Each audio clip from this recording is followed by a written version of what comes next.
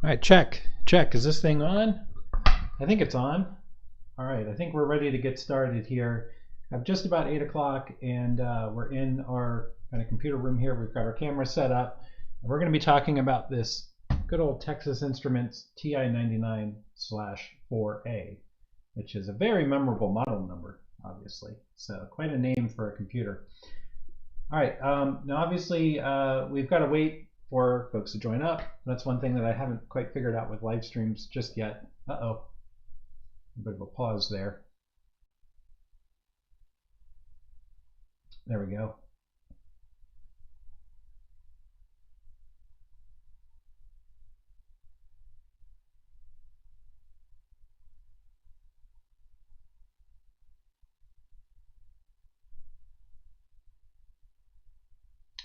All right, let's. I was just checking our stream settings there as we're getting started. You know me, I'm always going to take a minute or two to get going, but not.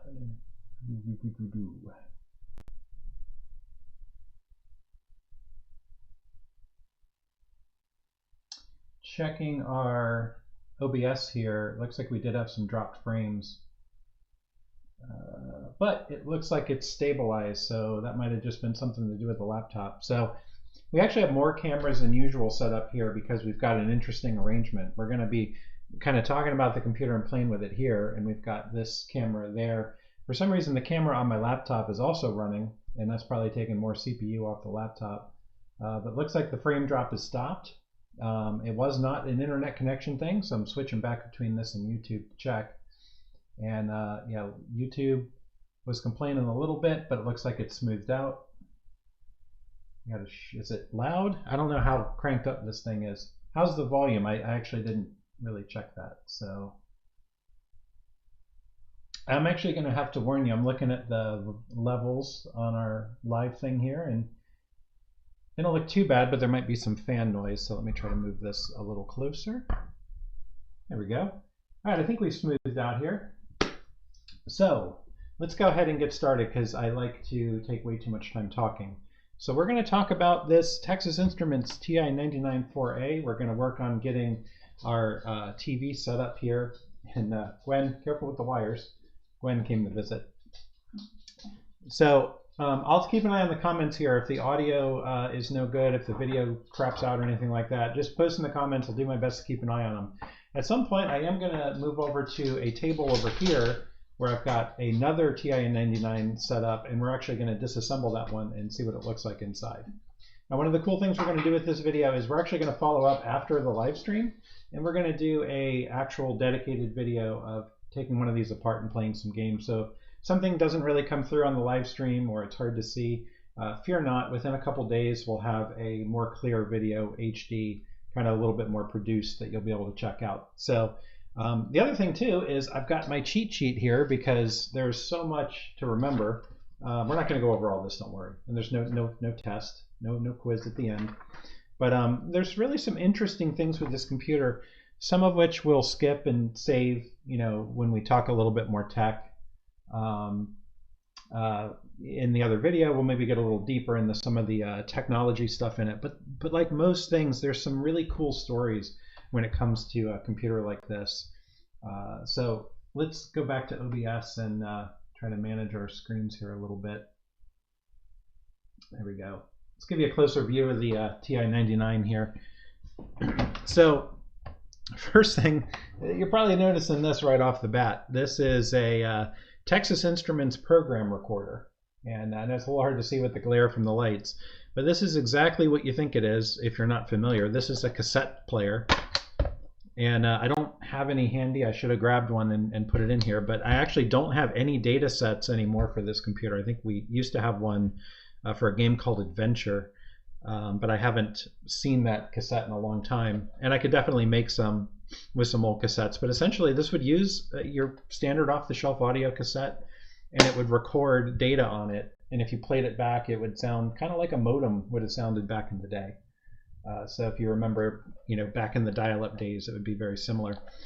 I don't seem to have the wire handy. It's probably away in storage somewhere, but this would actually connect up and then plug into the actual Texas Instruments computer. And you could save programs that you wrote, or you could load programs using the data set. So believe it or not, this is what was used for data storage a lot of times back in the day. Now back in the day, what does that mean? Back in the day for this computer, the TI-99 4A was released in 1981, but there was actually a predecessor. So the A is actually kind of noting that there was a predecessor to that. Let me switch back to the YouTube channel here. Well, thanks, Tom. Appreciate you stopping by. So the A basically refers to the fact that this was the second version of this computer. Originally in 1979, the TI-99/4 came out. And actually, let me check my cheat sheet here so I get it right. So the original one in 79, its starting price was $1,150 US, which if you account for inflation in 2020, was approximately $4,000. So could you imagine $4,000 for this? All right, and that didn't include the screen. $4,000 and you got this. The data set recorder, optional add-on. Joysticks, optional add-on. You pretty much got your plug-in, your power, and your computer. So when the 4A came out, one of the big shifts and changes, and one of the things that this computer in some respects is kind of seen as a bit of a failure. And one of the reasons when the T99 came out was obviously that expensive price, but it had a really cheap keyboard. It didn't have a nice keyboard to it. It had kind of like a calculator keyboard, like with buttons and flexible membrane button kind of stuff. So it was very hard to type on. So the 4A had a couple improvements, one of which was the keyboard and also a cheaper price. In 1981, the T99 4A debuted with a $525 price, which is closer to about $1,500 US today. But it didn't take long for there to be some pretty severe competition in the home computer realm.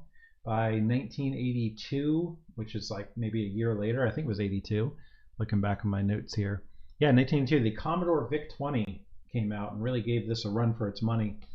And the Commodore was built a lot more inexpensively. And TI just basically kept lowering the price on this. It got to the point where it was like $200 with a $100 mail-in rebate. So essentially it was $100 for this computer. And this in lies some of the problems that TI had. And this computer is actually a real interesting case study in a lot of things. And one of them being that TI really wanted to combine some of their businesses. I mean, Texas Instruments was a massive company back in the day, and one of the early kind of big heavy hitters when it came to computing. And when it came to integrated circuits and stuff like that, Intel was actually more of a startup, and Intel ended up kind of gaining ground where TI struggled a little bit. We're going to talk a little bit about that probably in our follow-up video. But one of the things that TI did is they wanted to use the fancy word of synergy. They wanted to look for synergies in their company. And when it came to the home computer market, they thought they could do that by taking two divisions, two groups that were working on different things. So one group in TI was working on a home game console that would use cartridges and ROMs that you could just slide in. Think of like your classic Nintendo or Sega Genesis, something like that. So that there was a division working on that. And then there was another division in TI working on a actual home computer to compete with the Apple II and the Commodore and all those. And TI thought it would be a good idea to merge those groups, take those ideas and cram them together. Then there was a third group at play, which was kind of interesting, in that TI had a mini computer group that built larger computers for companies and businesses and defense contracting and stuff like that. And they actually had a computer and an architecture that was used in the CPU that was put in the TI-99 4A. So the TI-99 4A, without getting into too much technical stuff, because I promised we wouldn't on this video, is one of the first 16-bit home computers, which is a good thing, but the 16-bit processor was installed on 8-bit hardware, and there were only 8-bit peripheral controllers available. So it really caused a lot of problems in terms of the overall speed you could get from this. So it was kind of a mix-up in the architecture. And when we take this apart, we'll talk a little more about that. But the kind of point being is that what really kind of did TI in, and this is it, TI pretty much left the computing business after this. Texas Instruments, fortunately, was able to kind of rebound from this and realize that manufacturing processors and being the leader of CPUs and a home computer producer wasn't really in the cards for them. They missed that boat, and what they ended up doing was falling back on some of their strengths, which was, you know, actual chip development and building. One of the big things they became popular for were embedded systems and digital signal processors. So TI was known for a lot of their DSP technology, and interestingly enough, I believe a lot of that comes from the fact that they were early pioneers in speech synthesis, and that's one add-on for this I don't have, which was the speech synthesizer. So kind of interesting that, you know, 1981, you could, even 79, I think they had the speech synthesizer for the original. You could actually have recorded voices that are playing over the computer, whereas most, you know, without the speech synthesizer, it uses just a couple quote unquote voices, which are just basically, you know, noisy signals that are, you know, adjusted to make music and sounds and sprites and things like that in the actual games. So kind of neat that, you know, TI was kind of both this big company that had tons of experience, but just some odd missteps as they built this caused them to kind of be failures. And it's odd too, because honestly, with a lot of older computers, this one, and I had this growing up, you know, it was my folks had it, and I played it a lot growing up. And honestly, this was probably one of the most fun ones to play with. And that's compared to like a Commodore 64, which, you know, had probably more stuff you could do with it. It had a disk drive that it came with. And it just seemed like this one was more fun because it was more like a game console. So for a kid, it was like, oh, just slap that game in there and start playing. And I always saw it as more enjoyable. But when you look back on the history of these, strangely enough, they were actually kind of failures in their day. And one of the reasons they were failures is, well, you know, some people would contest that, because if you look at the numbers, TI shipped 2.8 million of these. So to use the term dime a dozen is certainly what they were at some point. But the problem is it doesn't matter how many you ship if you're not making money on them. And that's what happened. And the market was so fierce, and their architecture and their build was so much that they could not produce these and sell them at a cost, you know, cheaper than what it cost to make them. So they got to a point where, yeah, they shipped 2.8 million of them, but they were selling them at a loss. And that just doesn't work. And I want to say, oh, I don't even know if I put it on my cheat sheet here, but they pretty much dropped out.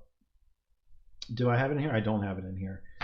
But a couple of years later, after 82, 83, I want to say it was 84, 85, and maybe someone joins up and will know, they ended up dropping out of the market, you know, for this, and kind of discontinued this. Now, went through some iterations, but we'll cover it a little more concisely when we do the actual the follow-up video on this. We'll have some time to edit it and, you know, cut through the chatter.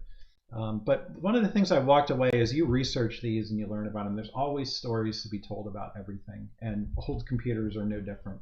And one of the things that you find is, with computers, two things that cause a lot of failure are, oh, hang on. Got my phone going off here. It's my work phone, but it's not important, thankfully. So one of the things you see when it comes to you know, computers over the years that just didn't quite catch on and make it, is usually they, you know, just made an error. They missed the boat somehow, or they were just too big and they didn't allow innovation. And the second thing that often happens, and happened to TI, is they kind of didn't want third parties to come into play. And so a lot of the stuff, the games were proprietary. They had a different version that came out. If you ever look these up on like eBay and you see them with a beige case, there were some of the later ones. They actually put a lockdown on allowing third-party ROMs, which cut out a lot of stuff. So when you look at the game catalog, yeah, there might have been 100 games or so for it, but they were odd ports of different things. And like, they didn't have Space Invaders, they had TI Invaders, and we're going to play that today, by the way. And they couldn't get the licensing for Frogger. So games that other computers had, TI couldn't get, because they just weren't. They just couldn't knock out that third-party stuff very well, and that kind of became a problem for them. So what we're going to do today, like I said, we're going to play this computer. We're going to set it up. We'll come back and talk a little bit more about it, but I'm going to go ahead and switch us over to our other machine here, and we're going to start taking it apart and trying to show you what it looks like on the inside.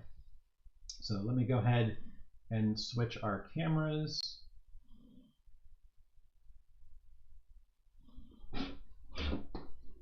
And try to get that so you can see. Oh, I think I'm supposed to hit a button here. There you go.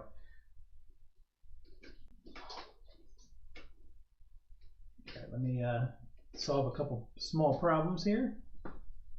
Since we're doing this live, I tried to queue things up a little bit.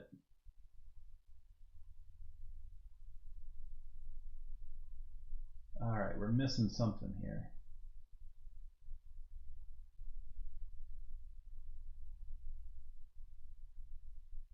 Oh, no, it's there. I just couldn't see it. All right, we're good to go. So let's go ahead and work on this. I'm going to switch back to YouTube. I don't know if I'll be able to see the comments, but we're going to give it a try. All right.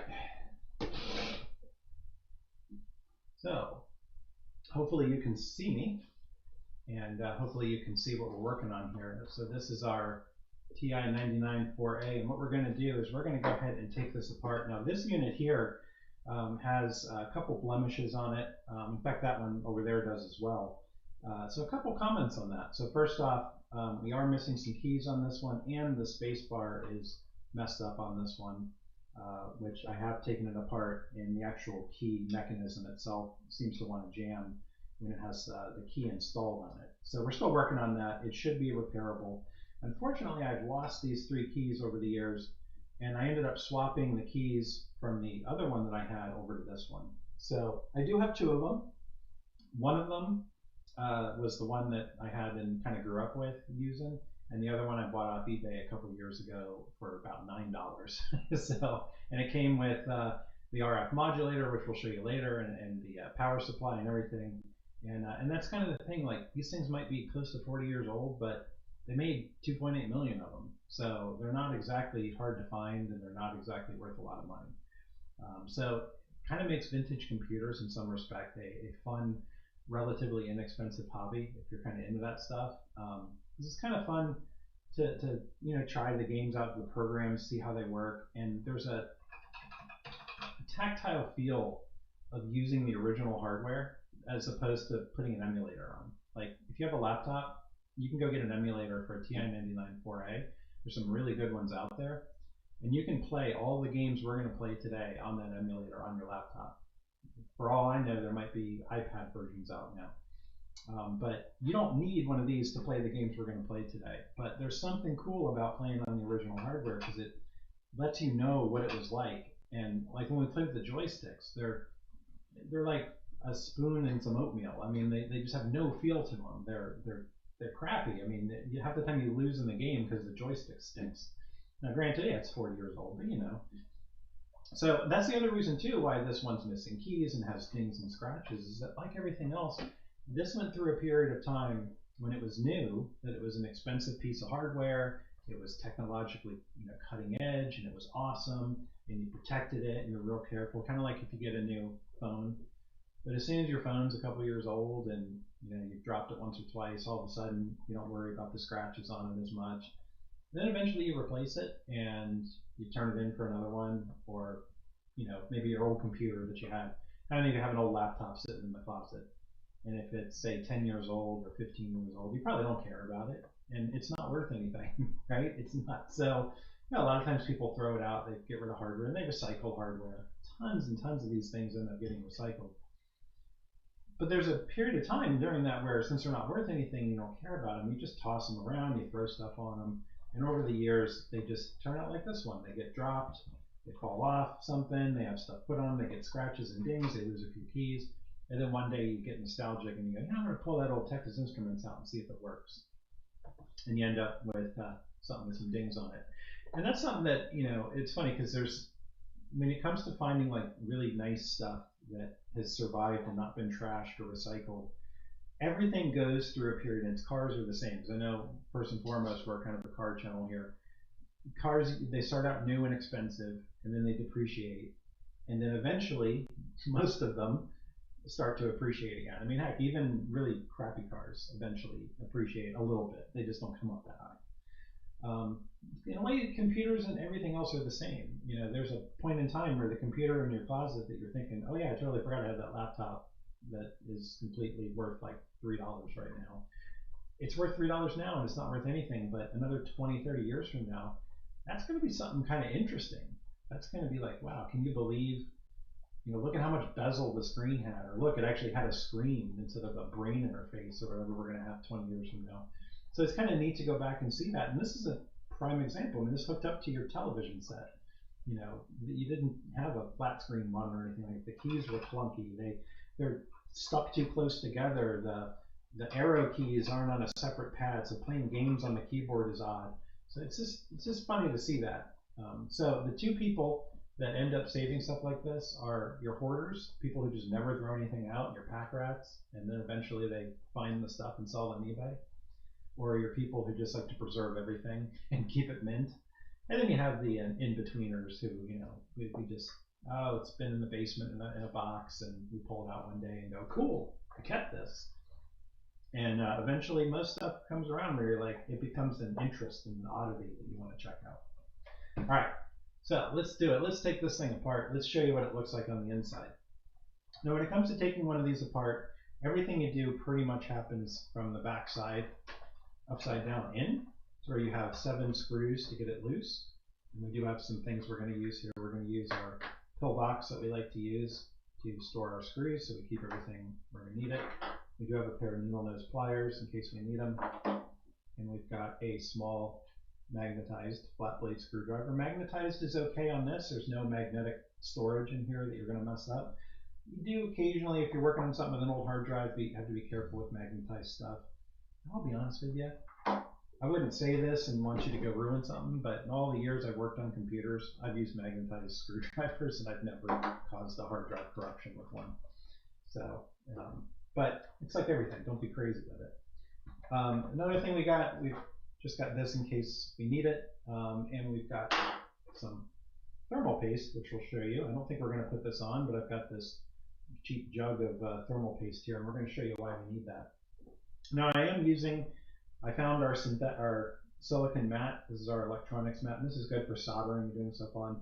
Now, I will warn you about these. I've warned you in the past, if you're working on electronics, you got to be careful for static electricity, which can fry sensitive electronics like chips and stuff like that. So you get the little wristbands that you can wear that I wore like the first week I worked in computers and then never again. You always want to ground yourself basically and make sure you take away that shock. But these are heat insulating, but they're not anti-static. And I'm not going to lift it up because it'll cause a problem, but against the table, this table here, if I were to lift this up, it would have a ton of static built up underneath it. On top, I've never had an issue, but moving these things around, and then grabbing some computers, you'll get some shock to it. So if you're using one of these silicon mats, just be careful with that. All right, so we're going to flip this over, and the first thing I want to show you is our power button here is one of the things you want to look for and be careful about, because as you take this apart, there's 2 pieces to this, and they're kind of stuck together from the factory, but this one, which has been opened before, will actually slide out. So our power button slider will come out. We'll set that aside onto the floor, and as long as Sharky doesn't come in, no one will eat it. We'll pick that up later. And there's another piece in there that slides in the plastic chassis, and if you're not sure that if you don't know it's there, it can fall out and you'll be like, what is this thing and where does it go? We'll try to show you it when we take this apart. So 7 screws. We're going to start opening them up. Now these screws go into these like plastic kind of pylons, or like standoffs in the case here, and they're kind of a pain. I guess I would describe them like a self-tapping screw. So you kind of press down on them when you're taking them out, so you can strip the screw head. You don't want to do that, then you're in a bind. So with your magnetized screwdriver, you can lift them out. So here's one of our screws. So just sort of work your way around, and since we're live, there's no speeding this up. Now, since this is a plastic chassis, you want to be careful that you go around. Oh, I just realized something.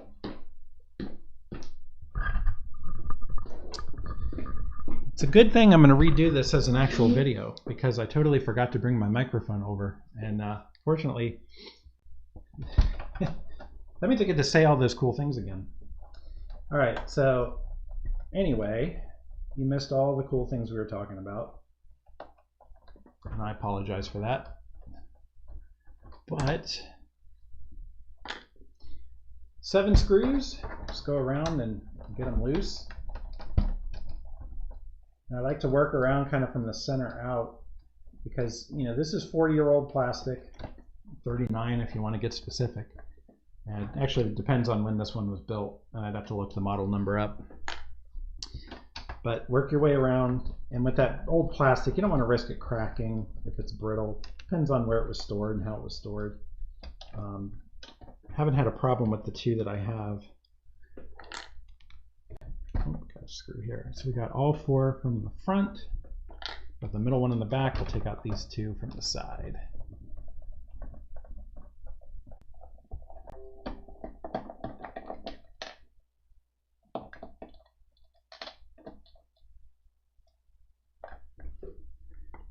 I don't know what OBS was yelling about there, but it was yelling about something. All right, so once we have all those screws out, we can lift this case straight up and off.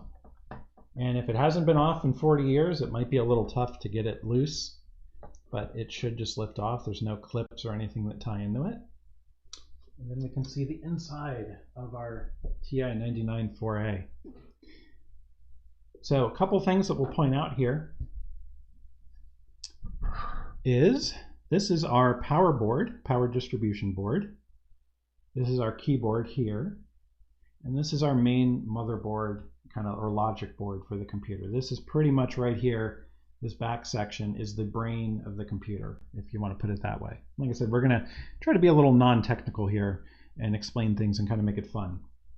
But if you're like me, even if you're not a computer person or super technical, you probably wonder just what things look like inside. You want to take them apart and see how they're built, kind of see how it's put together. And that's one thing that's kind of fun about this. So each one of these is kind of screwed into the chassis. So we're going to have to unscrew them to take them off. And we'll start with the power board here. Now here is the piece I was talking about on the switch. It's right here. It's a little slider piece.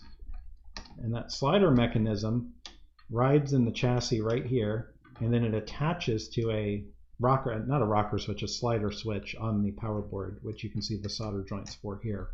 Be a little more apparent when we take this off and flip it over. So you do want to be careful about how that sits. It only goes in one way, but if you're not really sure how it works, it can be a little confusing to get back in if you just kind of come in and start taking something apart. So 2 screws on our power board. Now that TI-99 4A has an external power brick, and what that does is it basically is the first power transformer that converts whatever the source voltage is into voltage that this power board will accept. So it basically normalizes the power depending on what country it was sold in. Because different countries have different voltage setups. So it kind of allows TI to just have a single board in the computer and just sell an external power brick with it and manufacture those as they need. All right. And as we pull this power unit off, we're going to see the first thing that you're going to come across on a piece of vintage equipment that actually makes it kind of, I wouldn't say unsafe, but risky for the hardware itself to just buy one of these and power it up. And that is capacitors. All right, but before we get to that, we're going to have to address the power connector here. The power connector just plugs into the board. We'll disconnect it. So this is the main power unit that feeds power to the logic board, the motherboard, and then conversely to the other components within the system. And this is the power switch right here, that little slider rocker switch right there. And then there's your power LED that lights up when the power's on. You'll see that when we play some games on the other one. And this is the piece in the chassis right here. You can see this slots in to this right here, and it slides in a very specific spot. And then that outer piece goes in, clips in. Let me grab it before a dog eats it. Because it's right over here. There we go. So that just slides in like that and gives you your power switch on the outer edge. So when you're moving that power switch, you're moving this, which if we take it out as a unit here, would go into our rocker switch like so. So it just sits there. So it's like a little kind of cast plastic piece, very simple design if you look at it, that allows you to have a switch on the outside of the case, right in this channel, and operate a rocker switch on the board. So very, very simple. And so we'll put that aside. All right, so I mentioned capacitors are something that you have to consider with old hardware and old radios and stuff like that. And that is these units here, these kind of round battery looking things. Like I said, we're going to be a little non-technical here. And there's different types of capacitors, but the common ones you'll see, these are called electrolytic capacitors. And this one right here is what you would call an axial capacitor, and in the fact that it has the negative and positive, or the feed on either side, rather than one in the other.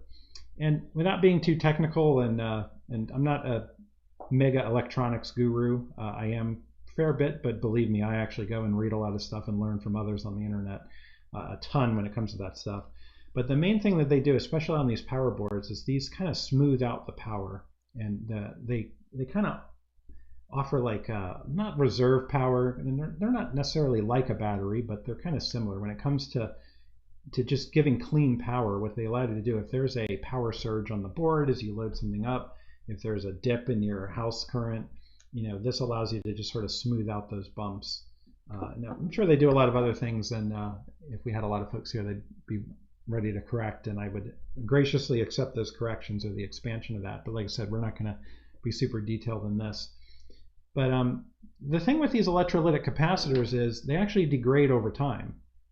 Now, you can see that one way if they actually leak, the electrolyte in them, just like a battery, will leak out, and it's acidic and it'll eat the circuit board and ruin stuff. So a leaking capacitor, just from a computer sitting, can ruin the board and actually cause a break in the circuitry, and the computer won't ever work again.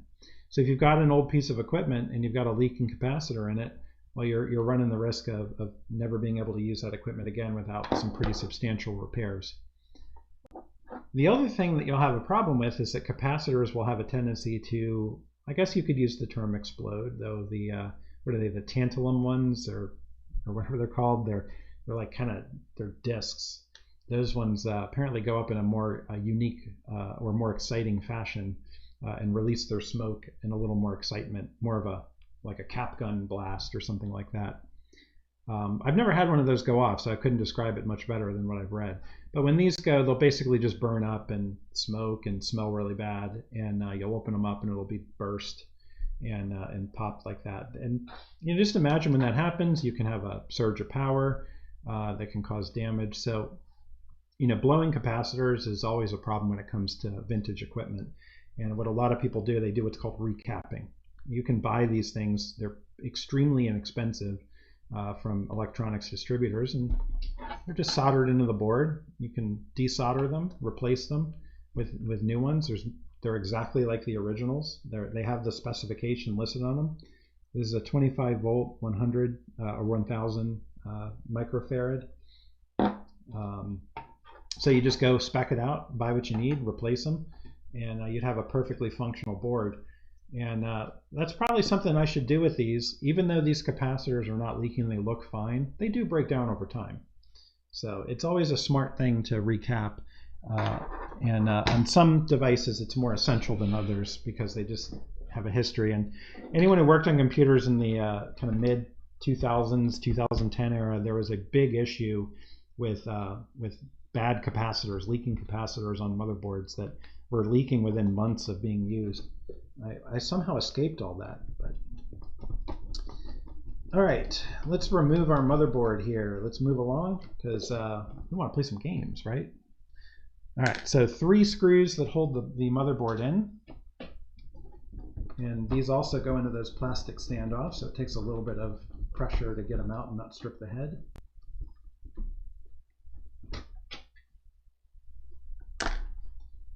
And what we're going to do when we get this out, we're actually going to set it aside and come back to it because this is the brains, this is where everything happens, but I want to remove this.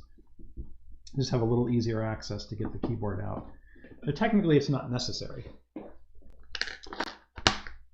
One of the unique things I find with the TI is that everything's kind of layered in here. So if you work the power board, motherboard, and then keyboard and get those removed, usually you're pretty good. All right, so let's go ahead and tilt this a little bit. Hopefully you can still see.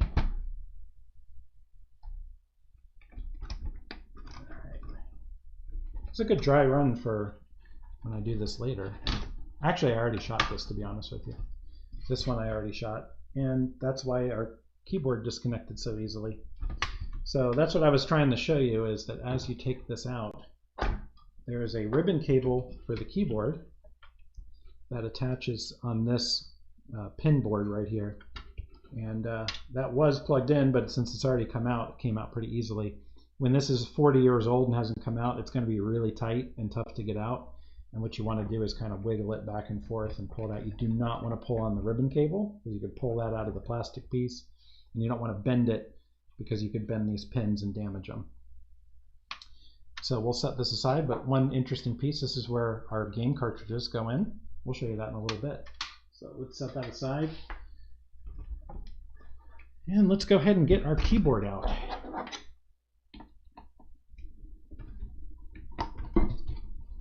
All right, so I kind of like holding the base of the thing here since it is angled.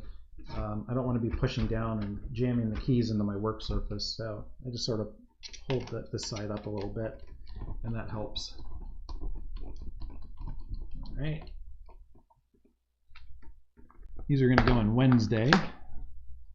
4 screws hold this in.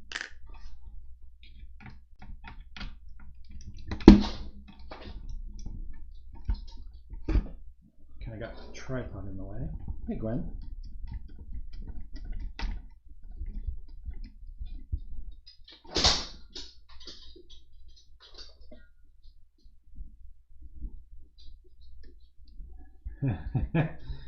The dog almost took the camera out there.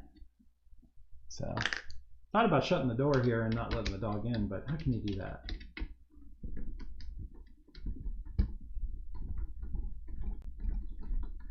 I'm obviously relatively new to live streaming, as you can tell. I mean, it's fairly simple. You just turn the thing on and talk and do your thing.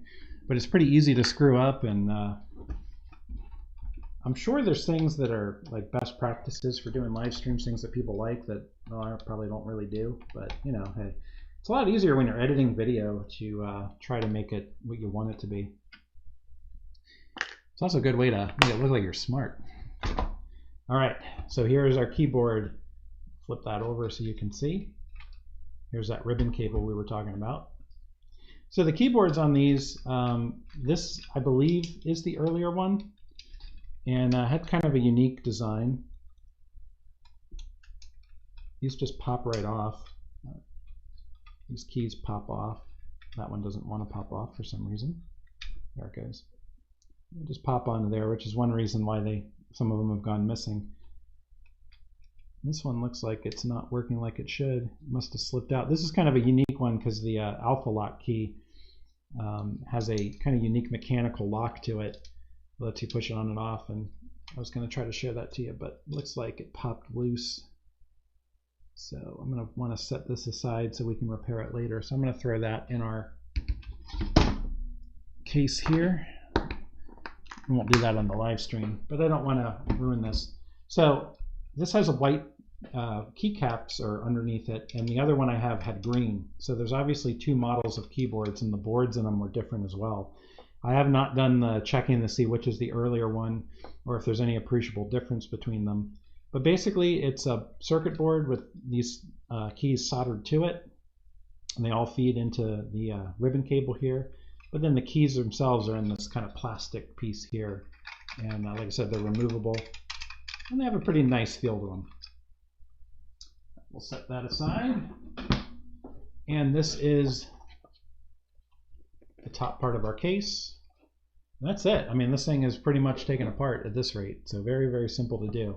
Now, if you wanted to go further, a couple things to point out too is there's another piece you don't want to lose. This is the little door to the ROM add-on piece, and you want to be careful you don't lose that. It just slides in this track. And then on your cartridge door, you've got a little spring here that keeps it closed. You can see that spring move as I open that door. And there are some screws here. You could take that assembly apart further. But we're not going to do that. There's really nothing under there to see.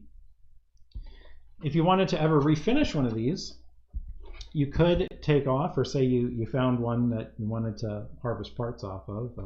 Now honestly, if you had a really good cover for one that was completely dead or missing parts, you could swap the cover just like how we did it.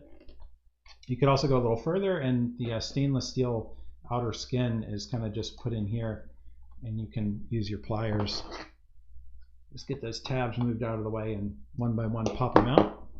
And if you were really good with stainless steel repair, you could probably work these dings out. You could go ahead and brush this and restore it back to its original luster. The only thing you'd have to be careful of is the screen printing on it, which you would lose unless there's a way to reproduce that. But kind of makes you wonder, right? What does this remind you of from the car world? Thinking DeLorean. This is like the DeLorean of computers. In some respects, it kind of is the DeLorean of computers in the sense that it was a kind of a cool piece of kit, but at the same time, it had its problems and it had its deficiencies that sort of kept it from being what it should have been. And it looked cool and had stainless steel and it had the design. I mean, this really is the DeLorean of computers. So, all right, let's set our DeLorean aside and let's take a look at this motherboard. And I'm going to go ahead and set it on our silicon mat here because, again, I haven't moved the mat. And like I said, if I did, you'd hear the static, but I'm pretty confident we'll be fine. So first thing we're going to do is pop out our cartridge ROM connector. And this is very, very simple. What this is basically just a 90-degree riser that connects to a port on the board that is very similar to this and allows you to side mount the cartridge ROM. So, pretty simple piece to it. There's not much to that. Let's set it aside for now. Now to open this up and see all the guts inside, we're going to need to take off these metal covers here that protect everything. And in doing that, there are some screws with nuts that pass through, like machine screws. Now, a couple things you want to remember. The nuts go on the side where the riser is for the ROM. And then there's these two metal retainers.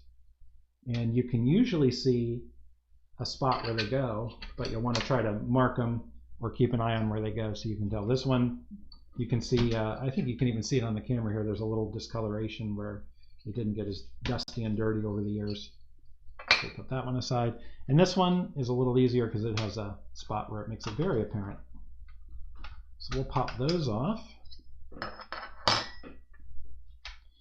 And we'll go ahead and remove these. Now, these might be loose enough to do by hand. Yep, they are. Let's open up our spot here so we can save everything. So you got a nut, and then you got a tiny little lock washer that you don't want to lose.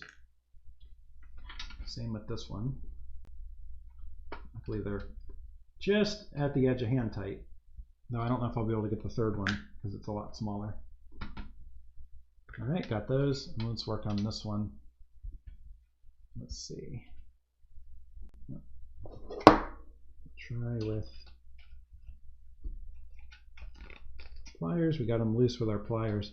Now before I go any further, there is a kind of copper, I wouldn't say it's copper, but this brass piece here that covers the expansion port. There are two very small screws. We're going to go ahead and get those out. This is where your magnetized screwdriver really helps so you don't lose them. Look at that tiny little screw. We're going to drop it in there. And I'm going to take this one off.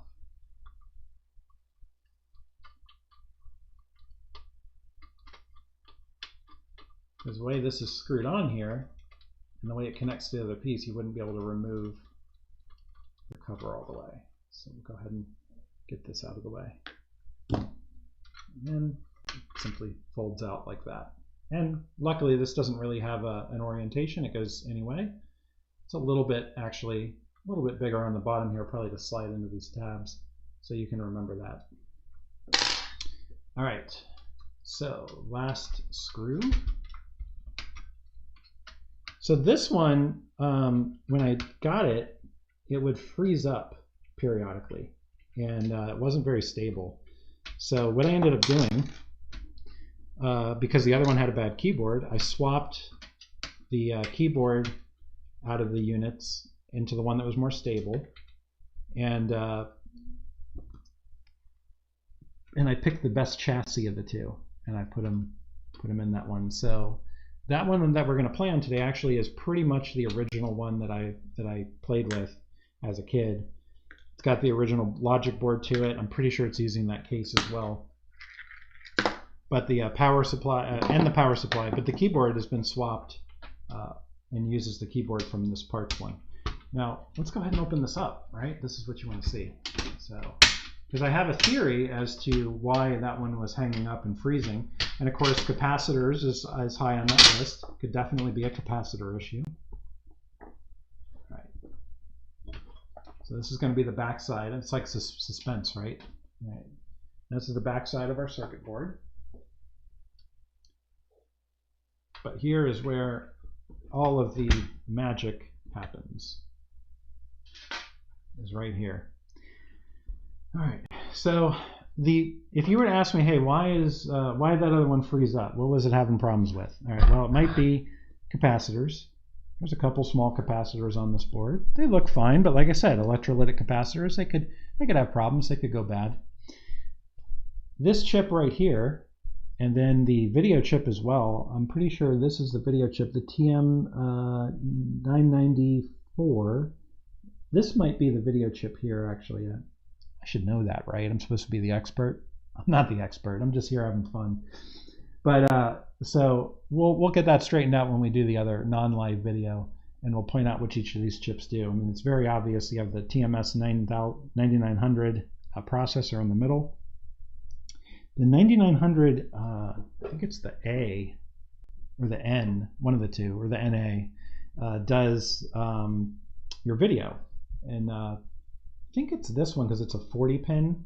So this looks like a 40 pin DIP, dual inline package. And what that means is you have the connectors dual inline, one on each side.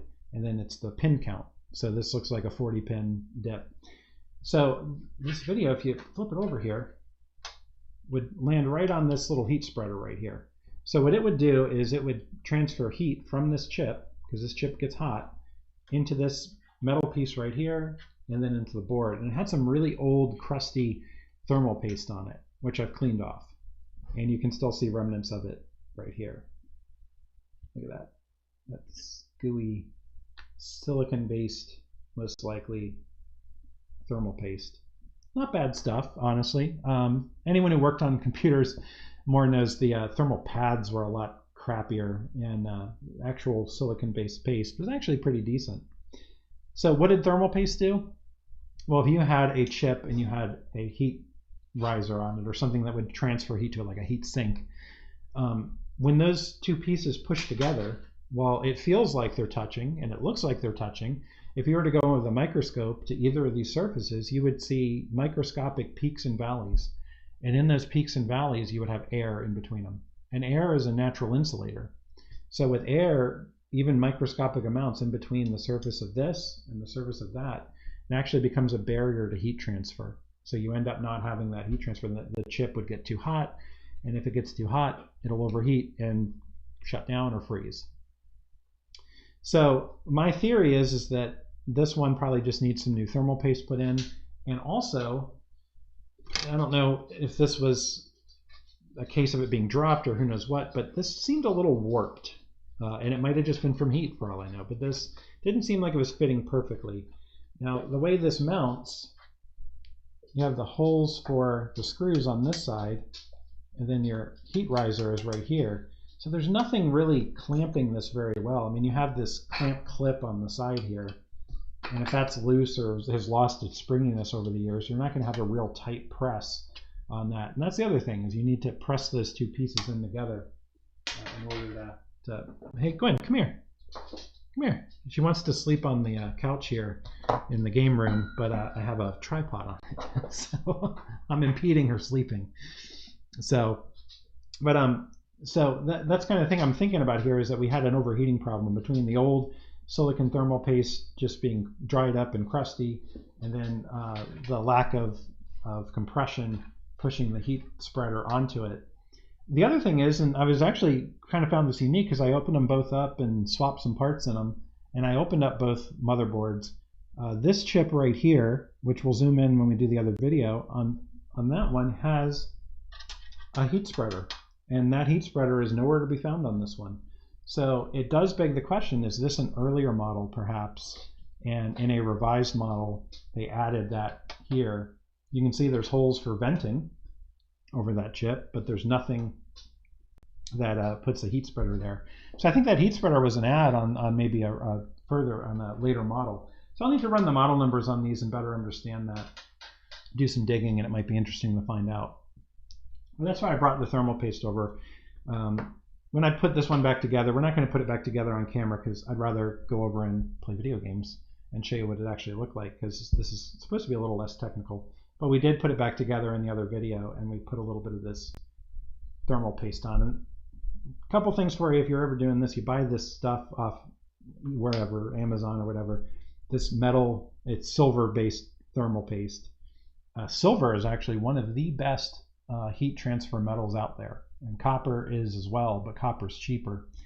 Aluminum is a lot cheaper, but it actually doesn't have quite as good thermal properties. So really high-end heat sinks will often be copper or a hybrid combination of copper and aluminum. But a giant heat sink of silver would cost you a pretty penny. So, which oddly, pennies aren't even all copper anymore. They're copper-plated zinc, I think. So anyway, but since these do have metal flake in them, silver flakes in them, that can cause conductivity. The old silicon paste, you could glob that on, get it all over the contacts here, and it didn't matter because silicon wasn't a conductor.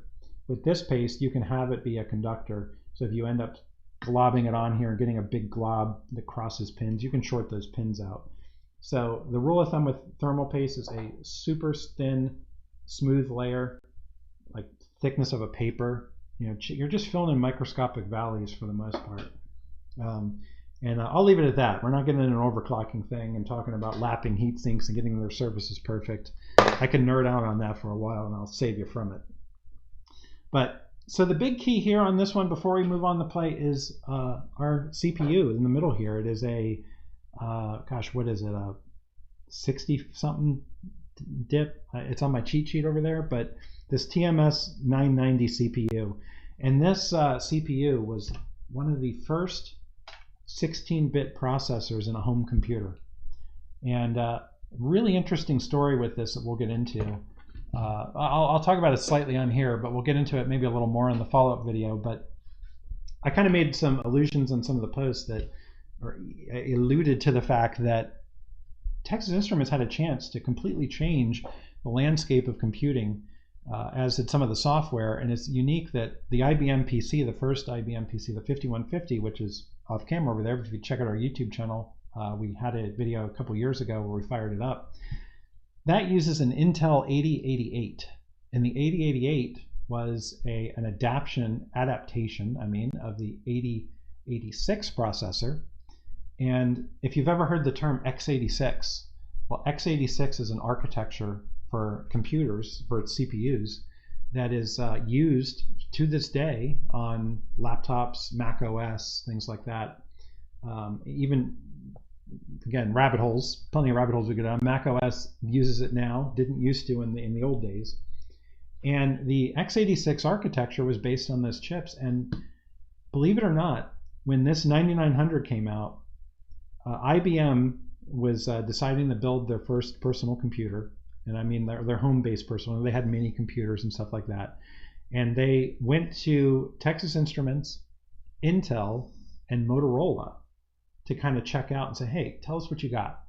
And IBM loved testing everything. They wanted thousands of samples of everything. So Texas Instruments gave them samples of the TMS9900, and IBM, for the super secret project, basically said, nah, they just never called them back. So they go to Intel, and Intel says, well, check out this 8088, which is technically a little inferior. And although there's a lot to that comment.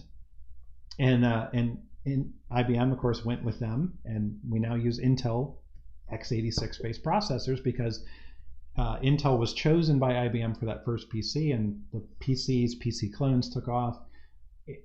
Texas Instruments had no idea that whoever became the user of that secret project at the time, they probably shrugged it off like, oh, all right, they don't want our thing, that's a bummer, but we have faith in our product, we'll sell it to someone else. by missing out on that deal with IBM, it basically ruined it. And no one knew that at the time. I mean, even Intel probably didn't know that the x86 platform would still be used to this day. In fact, there's a lot of people that say the x86 platform should have died years ago. And interesting anecdote, Motorola had the 6800 class of chips, which was actually used by a lot of like Apple computers back in the day. And the 6800 architecture, or 68,000, whatever it is, hey Shark, was vastly superior. In fact, the architecture was way better at the time, and there was some intricacies of how it worked with IBM's larger computers, which, since things were slower in the day, made it a really prime candidate for the PC use. But it wasn't ready. You know, IBM wanted it in '78. They wanted to check it out. Motorola wasn't ready for at least another year. Plus, IBM would have had to do a year's worth of testing.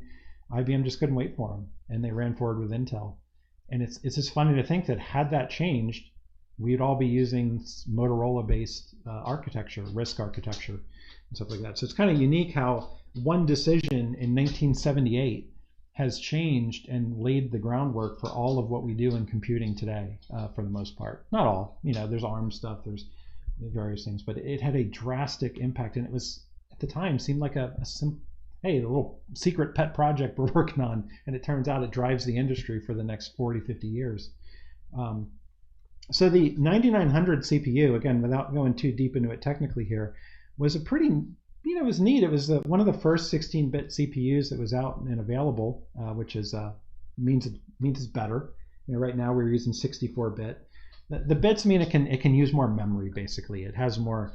Think of it like lanes on a highway is probably the easiest way to put it. If you got more bits, you got more lanes. You can fit more cars on it. You can get where you're going faster. So the problem is, we talked about this at the original start of the video here, is that Texas Instruments, first of all, the 9900 was architected off of a design of one of their mini computers, and that design was good, but it wasn't necessarily the best, and it had some flaws to it. So those flaws came into the CPU design and were later remedied, but you know, by that time it was too late. Those flaws were evident to IBM when they checked out the 9900, so the 9900 lost out. So yeah, Texas Instruments goes, well, what are we going to use it in? We got this chip. Our computing business has this 16-bit TMS9900, and we just lost selling it out to IBM. We're having trouble getting other customers for it. What are we going to do? And they looked and said, hey, well, we have this other group who is they want to build a game console for home so people can play video games at home. We need synergies. Let's synergize. So they crammed those two divisions together and said, all right, now you're going to take the console stuff and you're going to take the home computer stuff and you're going to build a device with both. So if you think about it, it was three, really. And it was three things. It was the console, the home computer, and then the architecture from their mini computer sales that all came together into the TI-99 4A. So the TI-99 4A ended up getting this kind of modern 16-bit processor running at 3 megahertz, but all of the peripherals were 8-bit. So think about having this giant highway, but you know all the lanes aren't available, is the best way to put it. So to access the memory, the RAM, the CPU couldn't run at the full max width of the road. Oop, hit my tripod there. I'm getting so animated here. And so the CPU would have to wait. So think about this, the CPU is too fast. It has to wait for the rest of the computer to do its stuff. So it didn't live up to its full potential in the TI-99 4A. This computer actually could have been faster if it was architected differently and the peripherals were there. So that's kind of interesting to see. So that's pretty much it. We'll give you a couple more views here. Like I said, that's all it boils down to is this board right here. Even in 1981 and the 99, the original one's not that much different. It's kind of what it has here. So hey, they sold 2.8 million of these, so they used that CPU quite a bit. But this TMS9900, instead of approximately 3 million uses, it could have had a gazillion uses and been the primary thing we use today. All right, so that's pretty much it. I think we're going to switch back to our machine here. We're going to get our camera set up, and we're going to play some games. Oh yeah, I'm going to put it back together off camera. I don't want to bore you with that. All right, I remembered the microphone this time.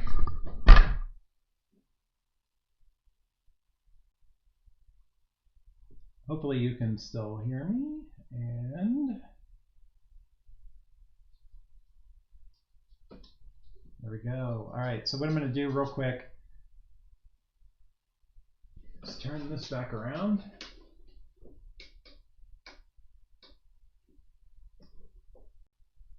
We're going to move to a full view here, and we're going to go ahead and kind of get our stuff set up.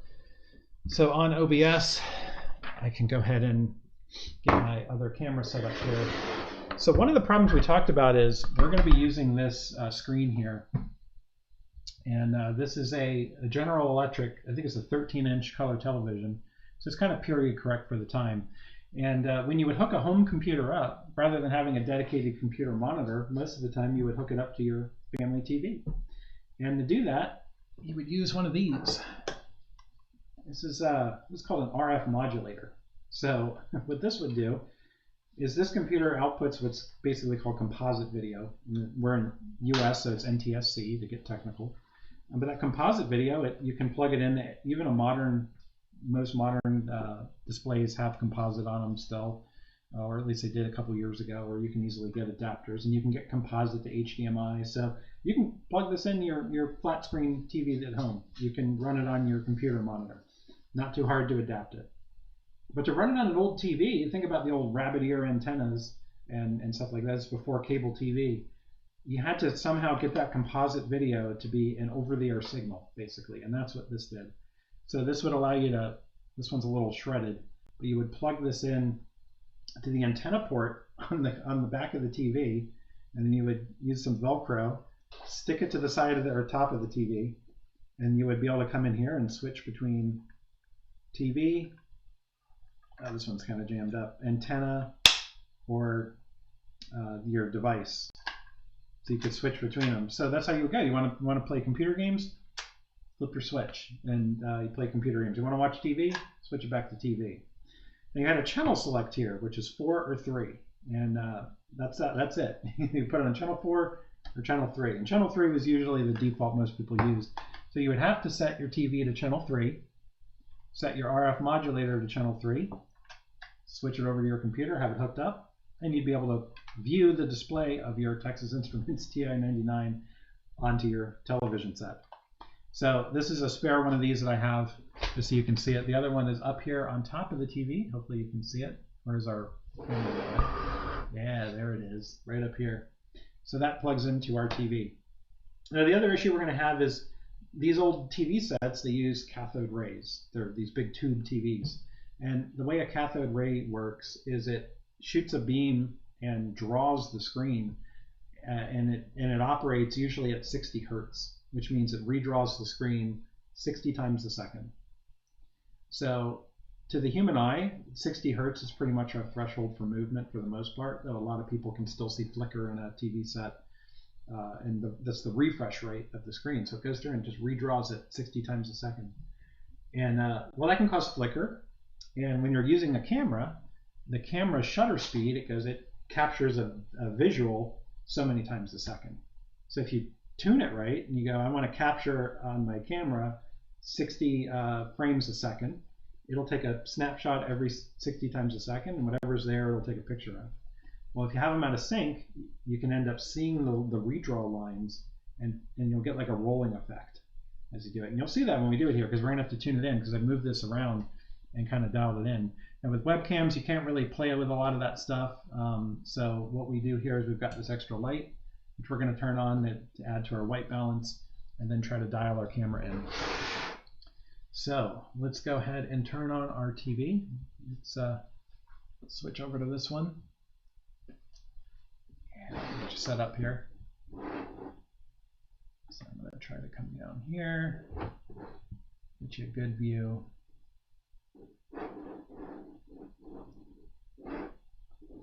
See, I should have had another camera and not touch it. I don't want to block the screen. All right, that might be pretty good. So we're going to turn on our TV here. And we're going to let it warm up. You got to let these warm up. And You'll see the snow on the TV, as we used to call it. This is basically a analog signal. It's saying, hey, I can't see anything. Now you can see the flicker on the camera there because I see it on my live screen. In fact, I'm going to switch back to YouTube.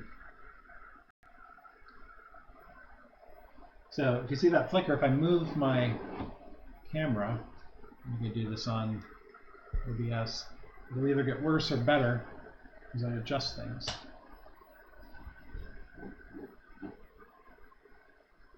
That's pretty good.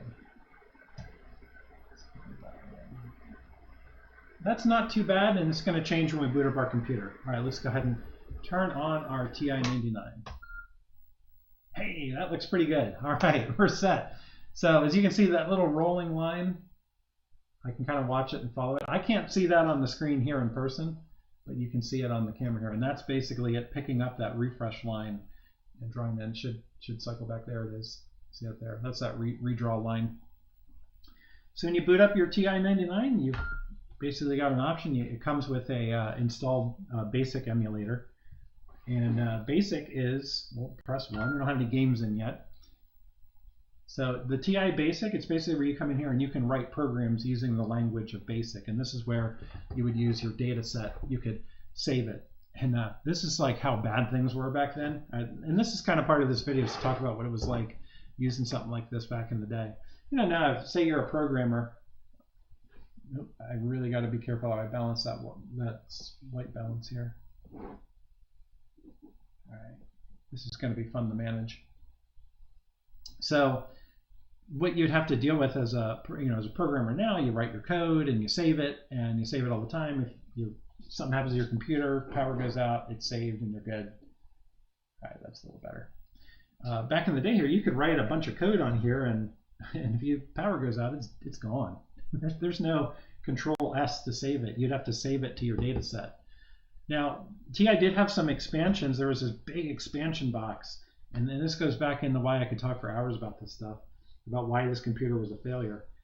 Because of that merger of the computer division with the game division, this is more like a game thing in a simple home computer, but they envisioned that you could stack on this expansion port all these things. So like the speech synthesizer would go on the side piece here, and you could just keep adding to it. Like somehow you'd have a computer, but then like a mile of things attached to the side of it. Like, sure. But they did have a cool thing called the expansion bay, and it was like, it looked like a classic desktop, you know, rectangular box.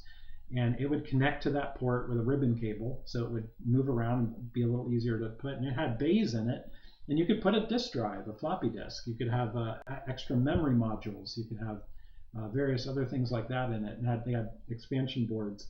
And it goes back to the whole third-party thing. If there was third-party development and tons of boards coming out and they were dropped in price, people might have been like, hey, there's all these cool boards that do things. Kind of like adding add-on cards to your computer. Hey, I want a new graphics card. I want a new sound card. I want a Wi-Fi adapter. Oh, this is way before Wi-Fi, but you catch the drift.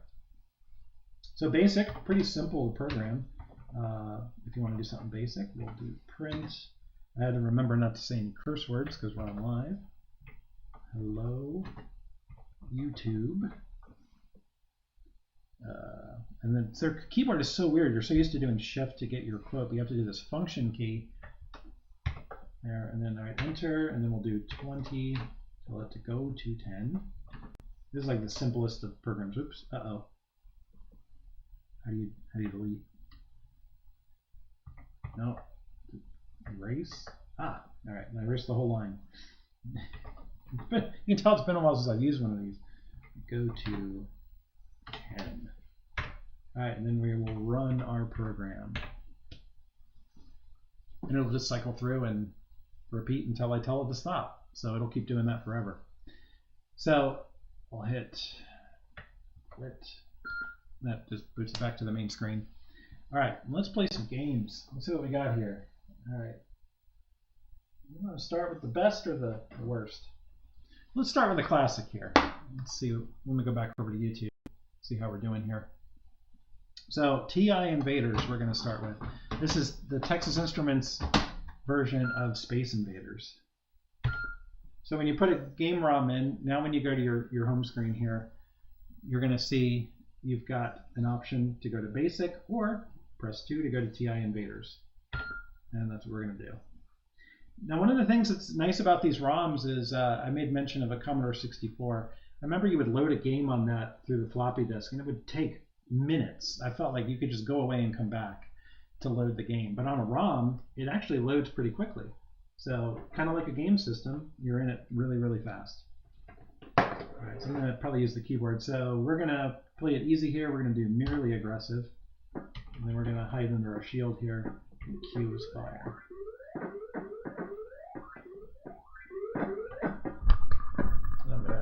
I got a dog on my microphone. I'll try to keep an eye on the comments here. Hope that you can hear me and hear the... Ooh.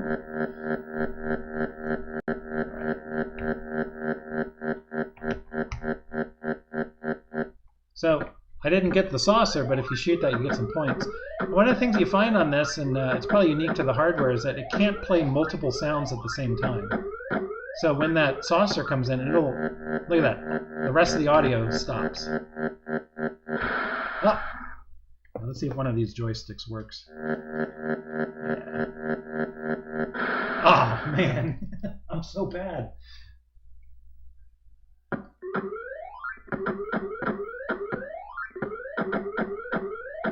I'd like to beat at least one level, but at this rate.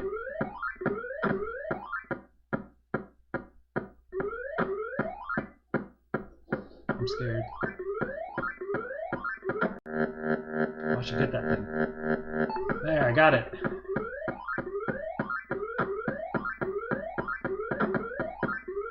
Oh. Alright, I lost on that. So, looks like it's pretty visible. So, it is a little blurry because there's a little bit of jitter on the screen here, and most likely this TV needs to be gone through. We talked about recapping. Well, most likely it's the same deal here, the capacitors in it. Of course, don't be opening one of those up. These have some really big, nasty capacitors in them that can knock you on your butt if you short them out. All right. Let's do one more. Let's see if we can beat a level. This is like Twitch circa 1981. Except I'm not good.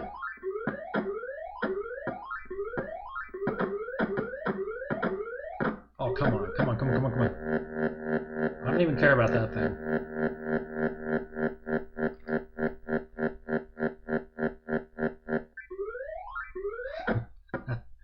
Ooh.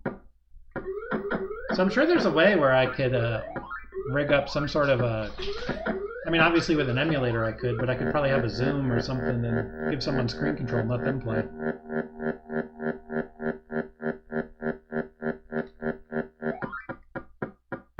So I do apologize if the audio is too loud also.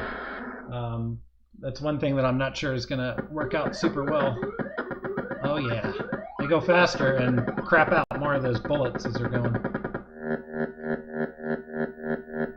Oh, I'm way off. This is not good. Oh.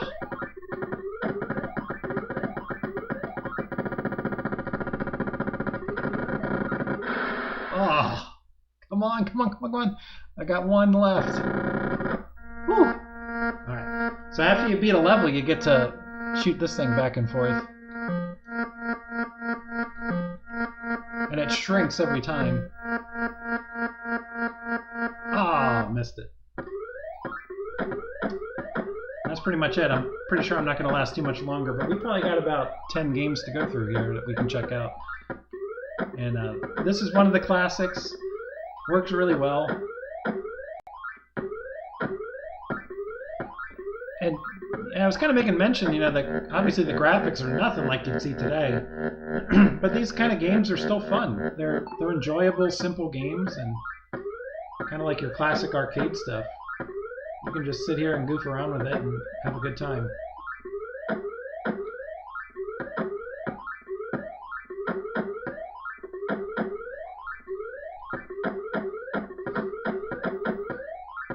I think I'm getting my skill back.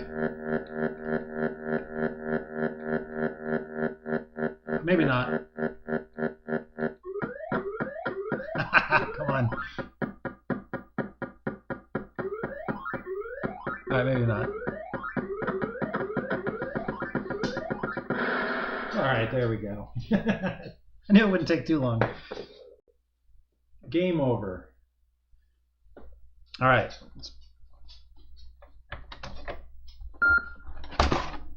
Alright, let's check out another game here. Let's see, what do we got? Oh, something fun. I'm going to save the 3 best ones for last. Let's do Car Wars, because Car Wars is frustrating.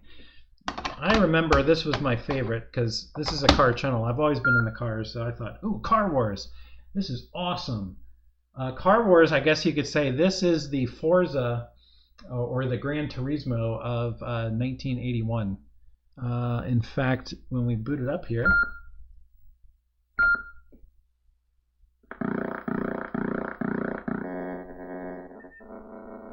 there it's already running. No, this is Gran Turismo of 1981, 1982. Might have even been earlier than that. I think one of the funny things when you look at old car stuff. Oh, I gotta fix the.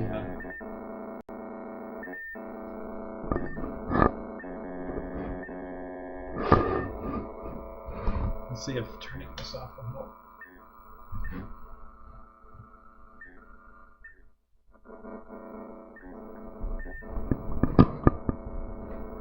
Let's see if we can lower our brightness.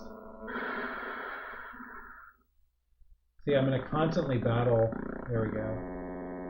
With our screen there. All right, that's better. So this is kind of like one thing you see with like racing games is you can tell how old they are because of how old the cars look. So, but anyway, if I remember, the joystick that I have doesn't really work for this game. All right, so let's go ahead and play it. So we're going to start the easiest right now. So the computer speed, I guess you could do 2-player on this one. That's cool. So we're going to do creeping for our car speed, and the computer car speeds up eventually, and we're going to do a late for our speed up there. We're going to make it easy. And so we're going to do late. All right. And the whole objective is to not crash. It tries to ram into you and kill you, basically. So that's nice. All right.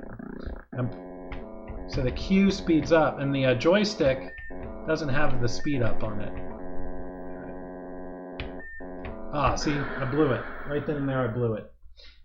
So let's try again. Now, if I remember, your car can jump 2 lanes, whereas the computer one can't. Yep, there we go.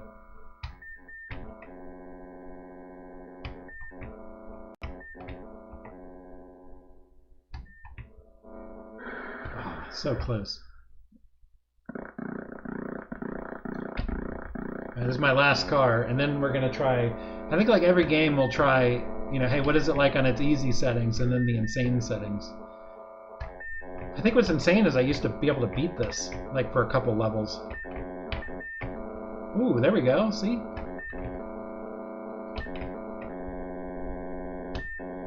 Ah, I should have jumped 2, but I didn't. All right, game over. So we're going to do back, so function back. All right, we're going to do flying, and we're going to do lookout. We're going to see what happens. All right, ready? Here we go. Oh, that's pretty fast.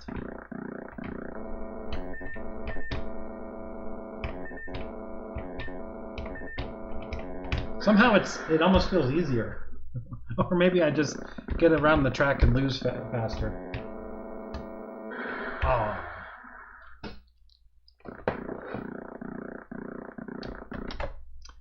So that's Car Wars, and that's literally it. There's nothing else to that game. All right. So I know a lot of games are like, oh, show me the other thing that it does. Show me the next thing that it is. No, that's it. That's all that it is. Most of these games are very, very kind of one-sided. But for the time, think about 40 years ago. That's what you had, and that's what it was. All right. So that's Car Wars. All right. This is Jawbreaker 2. We're gonna play some Jawbreaker 2. Maybe we'll have to cut in with some of the more fun games. Jawbreaker.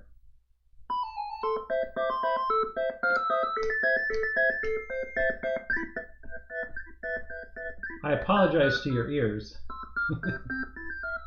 But a lot of these had quite good music to them. All right. I'm pressing a key to begin. All right, select level. The option is, oh my God, this is horrible. All right, the options on the levels are Teddy Bear, Bonbon, Gumdrop, Fireball, or Jawbreaker. I would imagine Jawbreaker is the hardest and Teddy Bear is the easiest. So let's try Teddy Bear. Come on now. All right. So the object of this game, and we should be able to use our joystick on this one, is eat these things and not get eaten by those things. Some pretty simple premises. Woo! And you can jump levels with these little rotating openings. And then very Pac-Man-esque, you can eat these little things and then eat these guys. There we go. There's one. Ooh, candy cane.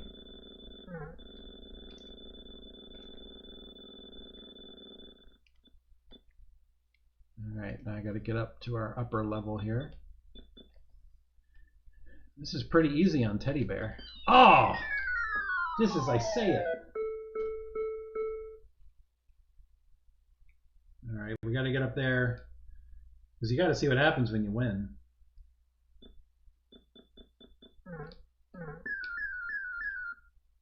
Get that one while I'm at it. Ooh, and get that one. Watch. Oh, I'm gonna get the one below too.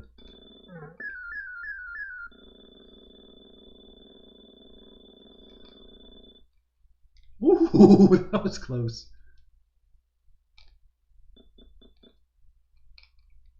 You might think I'm crazy, but oh, I want that. Yeah, I might be crazy. I'm totally gonna lose.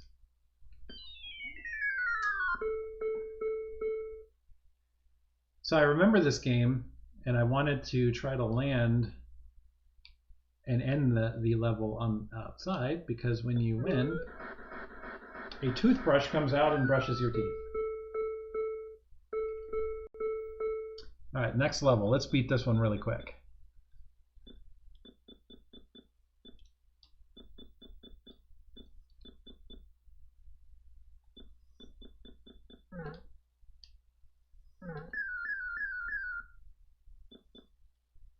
We got this. We got this.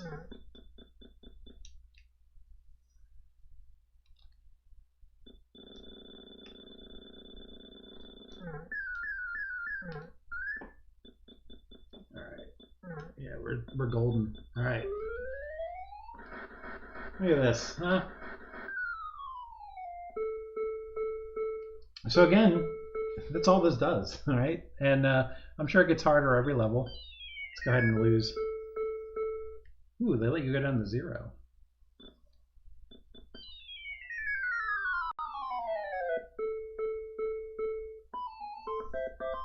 That's Jawbreaker. So let's go back to, if we go to back to select level. Oh, not this again. Oh, come on. That's brutal. Press any key. Where's the any key? All right, 1. Let's do 5. Level 5. I don't know what's going to happen here. Oh boy, they're moving quick. But I move quick too, so.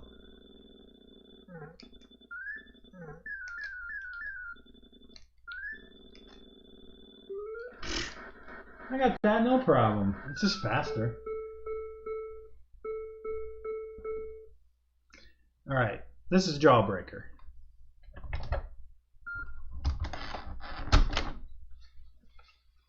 Let's try another game. Let's do, oh, we got to do Burger Time. Everyone loves Burger Time. You got to do Burger Time. All right, this is going to be Burger Time. So Burger Time, if I remember, maybe I don't remember. Was this copyright 1983 Data East USA? I feel like Burger Time was a third-party port, but it isn't.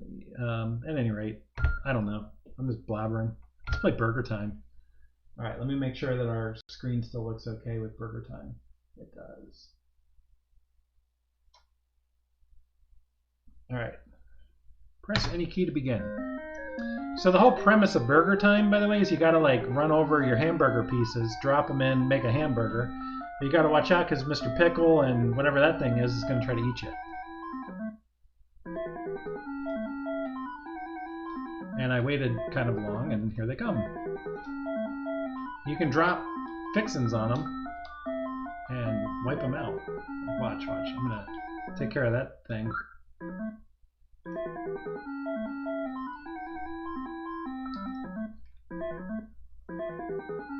Heck yeah. I apologize if I'm blasting your ears with horrible music.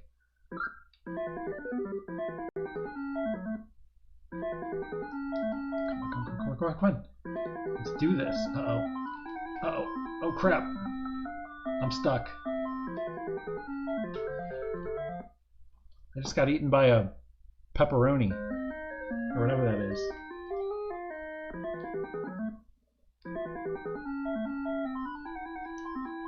It's probably better to start your way from the top. Let's do this.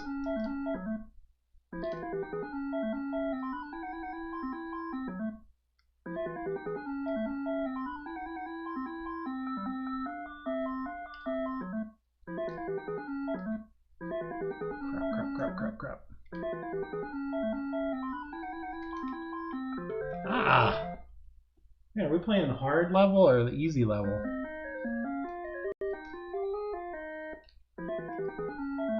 Look at that ice cream cone. I'm gonna get that.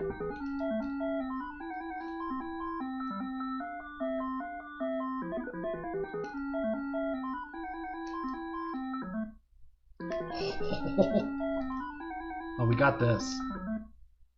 We got this. We got it. There's no way they can catch me. Woohoo! I've successfully made burgers. This is pretty much what I think cooking is like. I'll tell you what, it's cooking with labs. It's not a pickle, it's Mr. Pickle coming to get your food. But I don't crush him, I just feed him.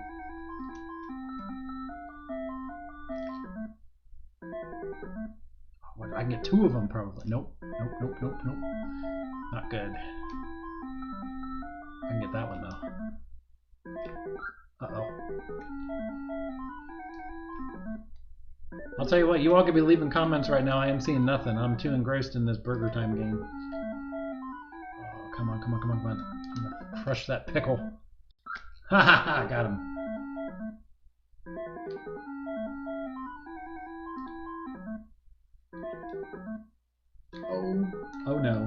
Oh no. Ah.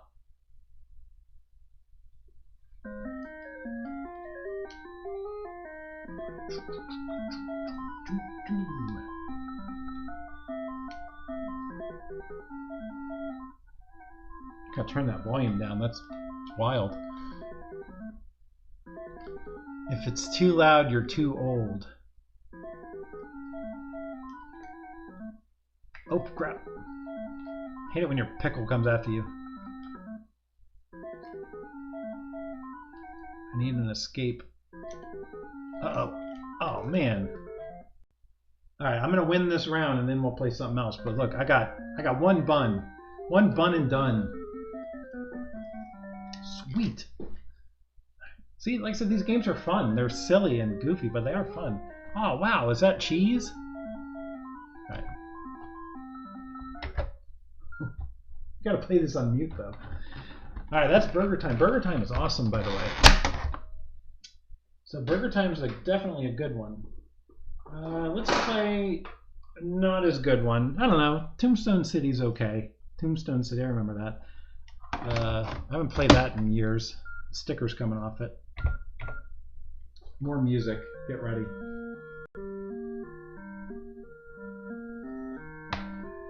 Press aid for rules. Aid. Oh. Function 7. Move schooner. Fire missile. This is like the Old West when you had schooners and missiles. Arrow keys, Q, Y, and enter. I hope this works because I'm not Q, Y, or enter. Oh, so any of those keys work. That's good. Saguaro, cactus. I don't think you're supposed to blow up cactuses, so 0 points. That's good.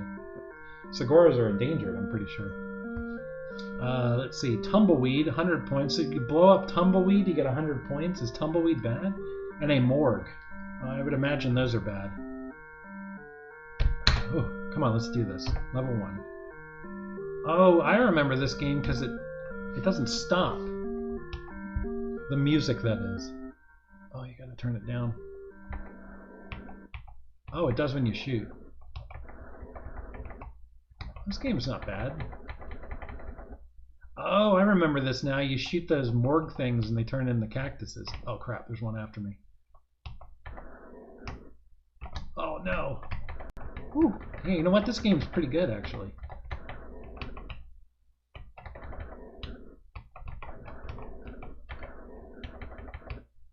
Uh-oh.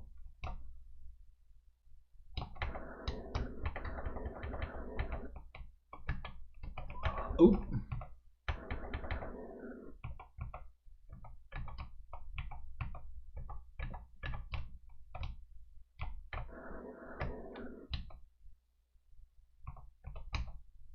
Look at these dudes.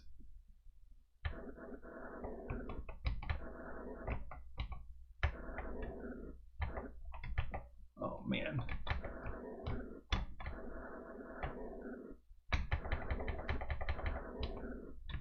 I think I gotta get all these tumbleweeds. Man, this game's awesome. I don't know why I was dissing Tombstone City. This is pretty freaking cool. For like 1980 whatever.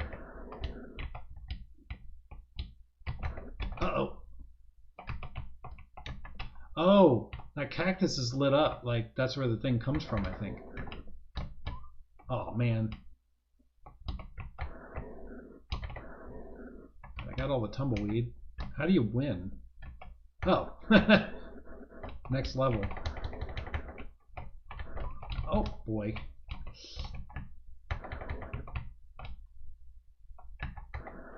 Our screen's getting a little jittery. I think we might have to bounce our screen here. I think our TV's getting a little old. Like I said, needs a recap probably. How many schooners? 5 schooners. You get a lot of lives on this game. All right, let's go back. Let's try level 3. This is the insane level. It's like a lot of things. It just moves faster. Oh, that means they come at you faster. Watch them get them here. Oh, got him. I am awesome at Tombstone City. What can I say? Oh, just kidding. All right. All right. That's Tombstone City. Let's let our set cool down here. Turn it back on. It's going to mess up our... It's getting a little bit of jitter on it. There we go. All right, so that's Tombstone City. All right, let's go ahead and try another game out because we still got probably about 4 or 5 to go. We're saving the best for last. So real quick, we'll do Blasto. Kind of similar type game, Blasto. Another song.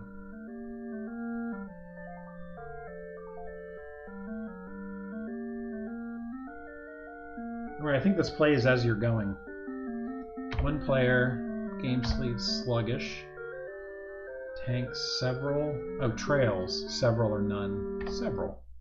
Mine density high or low. We'll do high.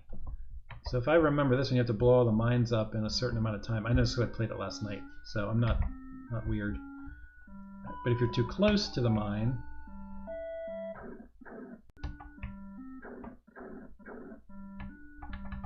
so if they're connected, it'll be like a chain reaction.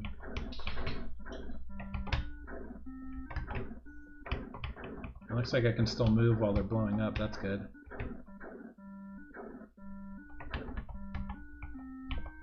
See, these keys are blaming the keys and the lag. Go, go, go, go, go, come on. Why can I not shoot? I can't shoot while they're blowing up? It's got to be a limitation of the hardware. Alright. I don't know if this is boring or not. It's boring to me.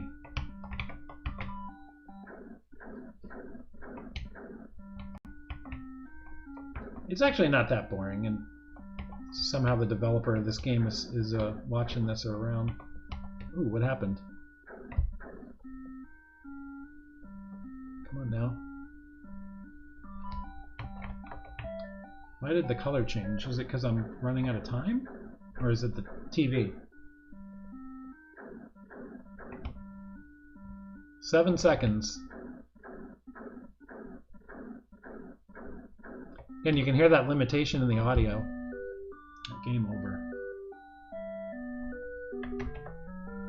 Alright, let's start our screen up again. I think we're going to have to go into this TV. I haven't used this thing in a long time. Are we back to green? A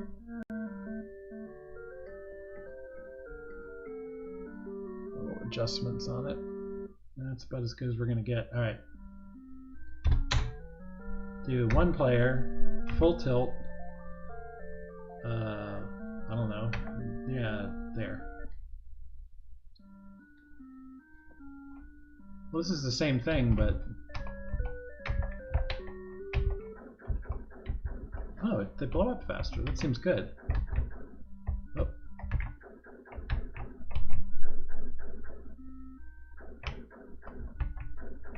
And yeah, if you blow one up right next to you, you blow your tank up, and you get another tank. How many? You only get unlimited tanks? Is that for real? Huh, how about that? Alright, let's blasto. Oh, our TV looks fine here. Alright, that's blasto. Let's Munchman. So we talked about how TI couldn't really get some of the third-party games, so just imagine Pac-Man is out.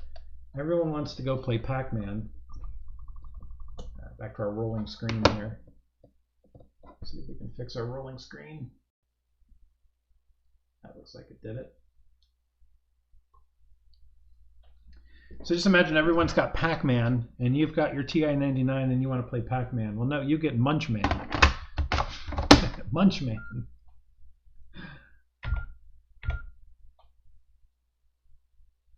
Munchman. Isn't that? Oh, Munchman caused a screen change, so. Oh. All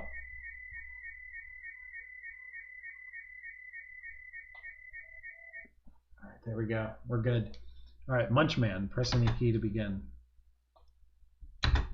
So Munchman's kind of like a Pac-Man.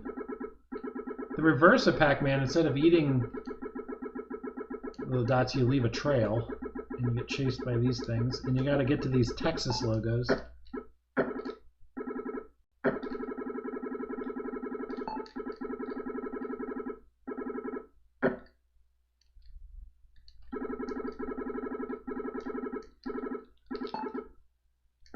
All right, this is not so bad. This is where you really find the keyboard, not the keyboard, the joystick has a little bit of lack of feel to it. All right, let's just win this. There we go. Oh, is our screen flickering again? Hey, wait, where did I not get? I thought I got everywhere. Oh, I see it. I see it. There's a little spot over here, and I swear I'll fix that screen flicker. All right. So it's funny with the webcam. I actually have software that's trying to limit it to exposure only. Let me see if I can pause. I'm not ready. And try to dial it in for you. Let's switch games and see if that helps. That's Munchman. It's basically a rip-off of Pac-Man. It's actually a pretty fun game all in all. And we're at level 2 right now. But let's try to get something that's a little more friendly for the screen. That's better. All right. Because we got a couple things left, we got the best games. We have 2 of them remaining that we haven't shown you. And these are the 2 right here, Amazing and Parsec. We're going to end with Parsec because, quite honestly, Parsec is one of the best games here, but Amazing is right up there with it. So Amazing is exactly what you think. It's a maze game where you are a mouse and you're being chased by cats. So it's pretty awesome. Oh, and let me crank this volume down. Get ready.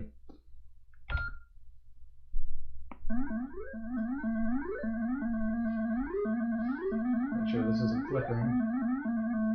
Yeah, a little bit. So when I do the next video, I'm going to do a follow-up video where I can use a better camera, where I can dial in the exposure a little better, the shutter speed. But let's go ahead and try out Amazing. And so I know because I played this last night. The joystick works, except you can't go diagonally, and I'll show you why. So let's do 1 player. We're going to do a cheese hunt because that's awesome. We're going to do a simple maze. It's going to be visible. We can have mouse holes or obstacles. We're going to go with mouse holes. They're little like portals we can get through our maze. We're going to have a fast mouse. We're going to do 1 cat, but we're going to make it a slow, dumb, standard cat. So pretty much make this a very easy maze to beat. All right. Oop, not the right joystick. So basically, standard means it's not pouncing, so that little cat there isn't going to be jumping all around. So the objective, I need to go eat all the cheese, which is pretty easy with my joystick. But the problem I'll have, that cat is way far away. So this mouse hole right here, I can't go diagonal and get through it with the joystick, but if I use my keypad, I can get through. So you can use your keys or you can use the joystick. But this joystick doesn't want to do diagonal. It's only a 4-position one. I want to say somewhere I have another set of joysticks because I think this came with the one I got off eBay years ago. And the other set of joysticks does allow more movement. It's a little technical. You can use, even though the port is the same, you can't natively use Atari joysticks, but there is an adapter you can get to do so. All right, let's see if we can get back and not get stuck by the cat. We might have to use our mouse hole here. All right, watch. It's a dumb cat, so it's use our mouse hole. There we go. I'll eat that cheese while I'm near it. So basically, once we eat all our cheese, a escape hatch will open up, and then we have to get to the end of the maze, and we win. Oh, that's easy. It's usually on the other side of the maze. Yeah, there we go. I'm awesome. I beat Amazing at the simple settings. All right, let's do another one here. We're going to do another simple maze. I think it's easy to see on the screen. I don't want to play the same settings. I'm going to go to back and change options. So function 9 is back. We're going to do 1 player. Let's do this one. We're going to do it quicker. So we're just going to do an escape maze. So you don't have to collect the cheese. You just gotta scram and get out of there. Simple maze. We'll do visible, which means you can see the lines. Invisible, literally there'd be no lines. You have to feel your way around. Let's do that. Let's do mouse holes. Well, let's see what the obstacles are. Well, I don't remember what those are. We'll do a fast mouse.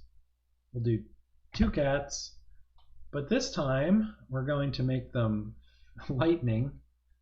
Well, no, let's keep them. We'll do medium because we'll do a couple rounds here, and we'll make it a dumb cat, but let's make it pouncing.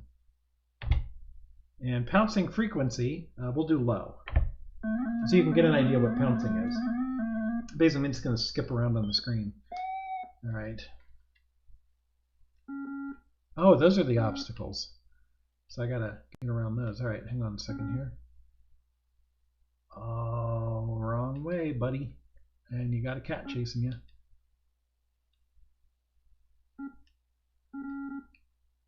Oh, boy. Is the cat going to go in there? If the cat's going to go in there, I'm doomed. Oh, sweet. It's a dumb cat. See, if it was a smart cat, it would have sensed me and gone in there.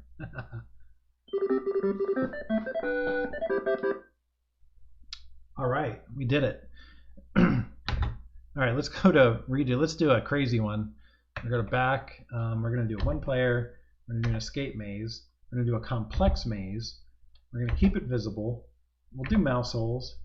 We'll do a fast mouse. We're going to do 2 cats. They're going to be lightning speed.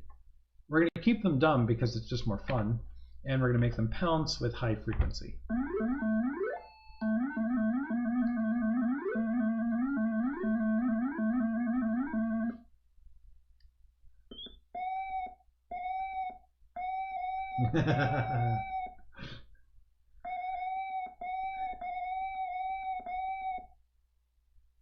So the nice thing, I can figure out how I want to go.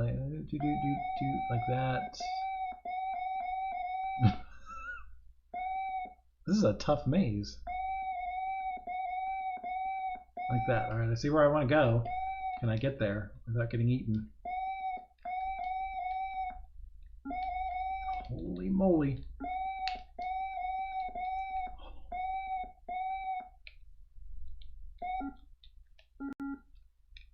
Come on, come on, come on, come on, come on.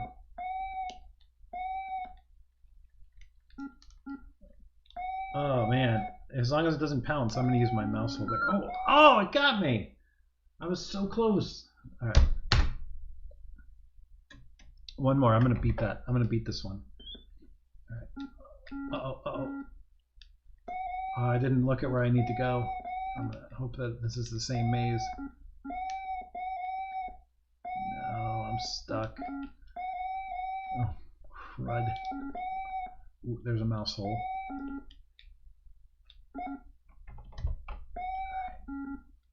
Looks like I gotta go all the way around.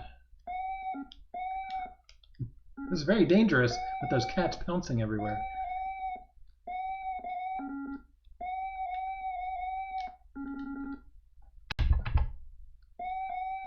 Holy moly. Uh-oh. Oh. This is very stressful. All right. Let's go back. Let's do a 1-player escape maze. Simple. Let's make it invisible. Let's see how tough that is. I feel like obstacles would let you see, but maybe they'd just be invisible obstacles. So let's do those just to find out. We'll do a fast mouse, 1 cat, and we'll make it dumb and standard. So let's see what we got. Oh, I see what it does here. That's kind of fun.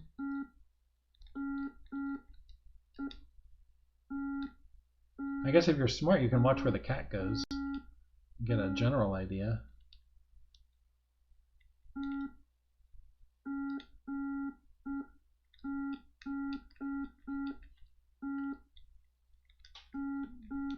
Alright. Uh-oh.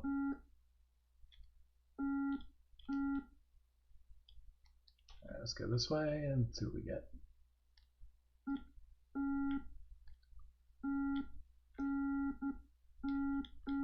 Wait, that cannot be a dead end. Oh my gosh. Oh, shoot. Like I said, this is very stressful.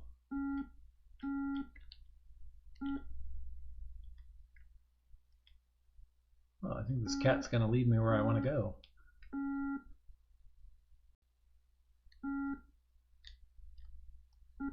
Uh-oh.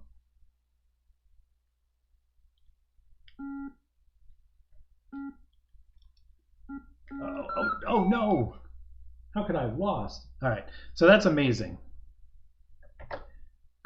Now we're on to our last game here, which is Parsec. And I didn't write in my notes, but I was reading up on Parsec. And Parsec's a cool scrolling space shooter game. And Parsec, the ship names are actually named after 2 of the developers for the game, the Urbites and the Dramites. And unfortunately, I forgot their names. And then one of them is named after, I think, like one of the folks who worked at TI. So interesting tidbit. All right, Parsec. Parsec is a great game, as far as I'm concerned. Joystick we're going to use. It's a little easier. And we'll make sure that it looks okay. Yeah, it looks good. All right, so with Parsec, it's a scrolling shooter. We're going to move our ship back. Oh, huh.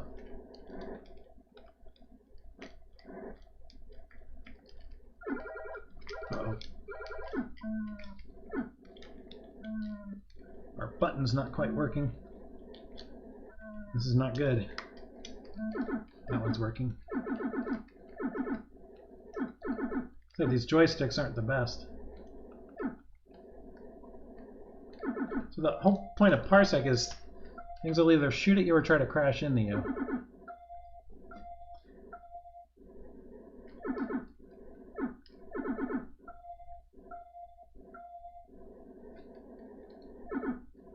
And if you shoot too much, you'll overload your laser cannon and blow up.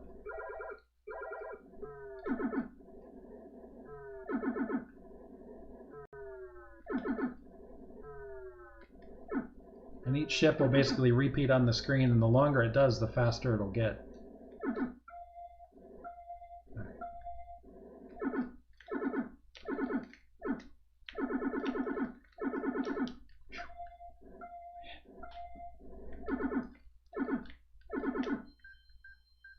Oh no, not the refueling tunnel. The joysticks, I feel like they're just not going to permit me to fly in here without crashing. See how much I'm moving around? And the keyboard's not much better.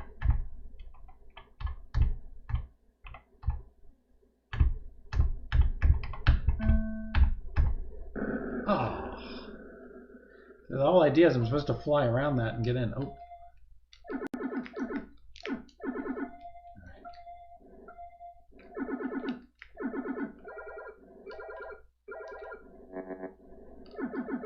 So I remember, again, I played this the other night.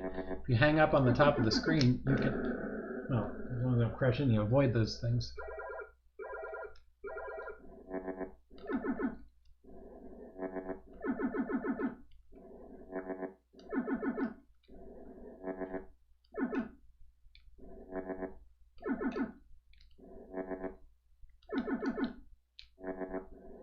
All right, have we got any more? Is that it? Woo. Alright.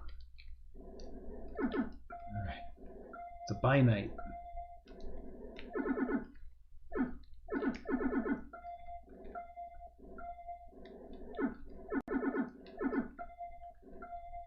So I think this is the last of the level.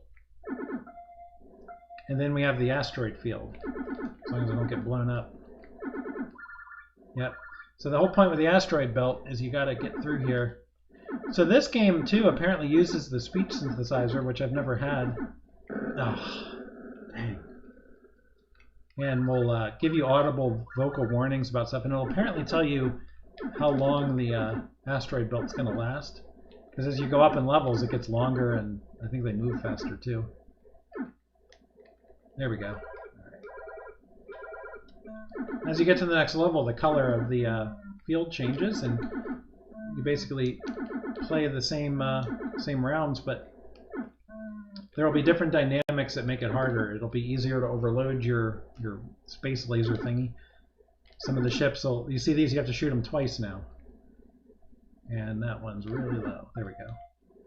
But the Urbites, I think one of these, I think I got to the 3rd level, and one of them it like disappears. So these I got to shoot twice before they blow up.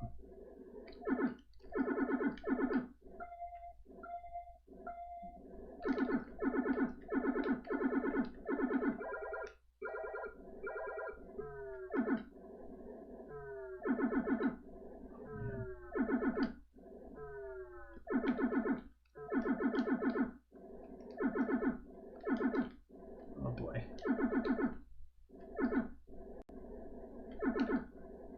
Come on, up out of there. I can't fly down there without crashing. Ah, not another refueling tunnel. We're going to see if I can get into one of these without crashing. I'm going to crash. Because it's just simply moving way too... I didn't even get to it. That's one way to refuel. Just give me a whole new ship. Ooh, those ones are quick.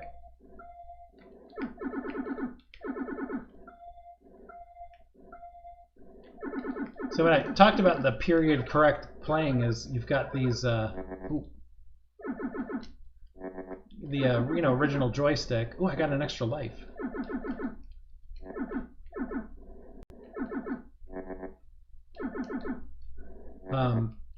You have the difficulty of playing with the old style keys and the joystick, whereas if you play with an emulator, you can get a modern gamepad and get it set up to work, and you won't crash into stuff as much. You have something with a little more precision to it. Ooh!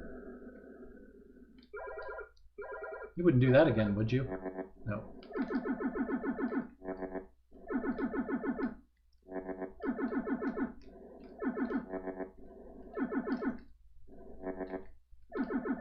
Oh, come on, come on, come on, come on, come on.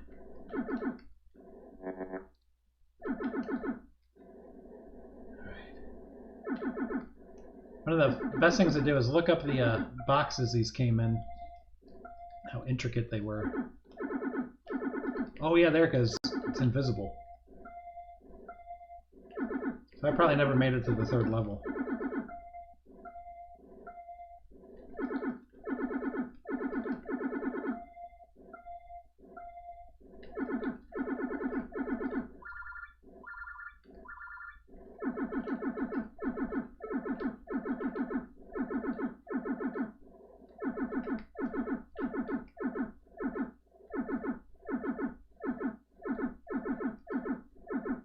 Very serious right now. Oh, come on. That's brutal.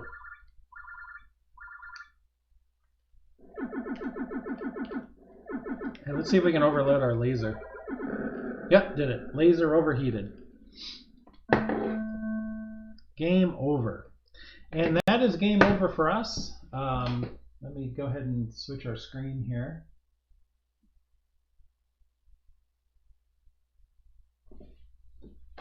That's pretty much game over for us. That is the last of the cartridges that we have to try tonight.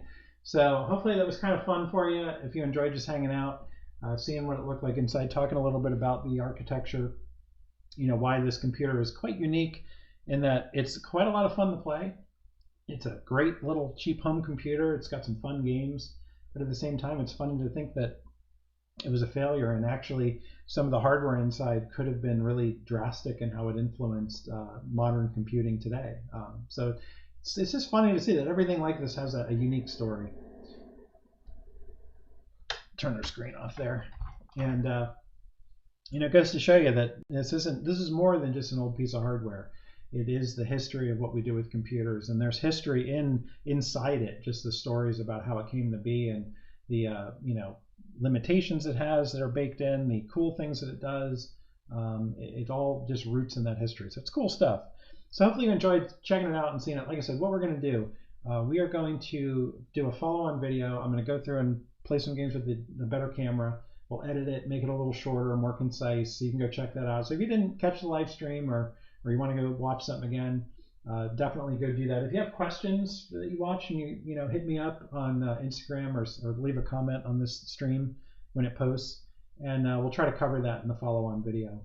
Other than that, if you want to try out an emulator, I'll try to post a link to one of the emulators. You can download it on like a Windows PC. I'm sure there's emulators for Mac as well, but I definitely know one or two that I use on Windows PCs, and they're quite fun. You can play all these games on your home computer without having the original hardware. So anyway, we're going to wrap up for tonight. Hope you enjoyed it. Hope everyone's having a good time. And we'll catch you again. We'll do some more live streams, and we got more videos posting soon here on Vortex Garage. See you, everyone.